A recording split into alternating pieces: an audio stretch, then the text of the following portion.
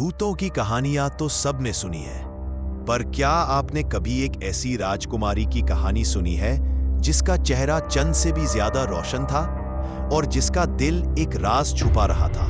बहुत पुराने जमाने की बात है।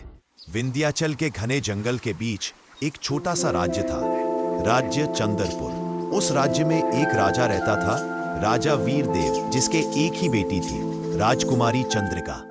चंद्रिका का रूप इतना सुंदर था कि सूरज भी उसके चेहरे पर पड़ने से शर्मा जाता। उसके बाल काले बादलों जैसे, आंखें झील सी गहरी और मुस्कान जैसे पूरे वसंत का जादू हो।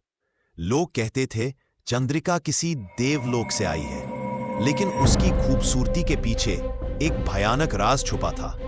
हर पूर्णिमा की रात जब चांद अपनी पूरी रोशनी बिखेरता, चंद्रिका राजमहल से गायब हो जाती। राजा ने कई सैनिकों को पीछा करने भेजा, पर कोई वापस नहीं आया।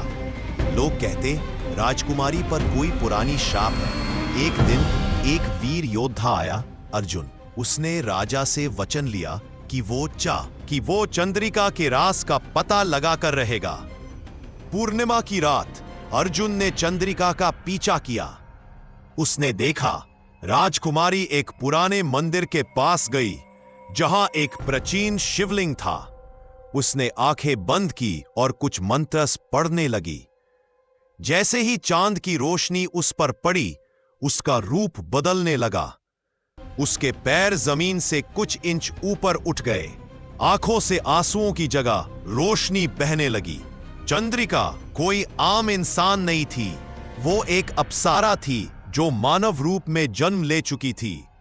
वो श्राप में बंधी थी। अगर उसने किसी मानव से प्रेम किया तो दोनों की मृत्यु निश्चित थी। पर अर्जुन उसे प्रेम कर बैठा था।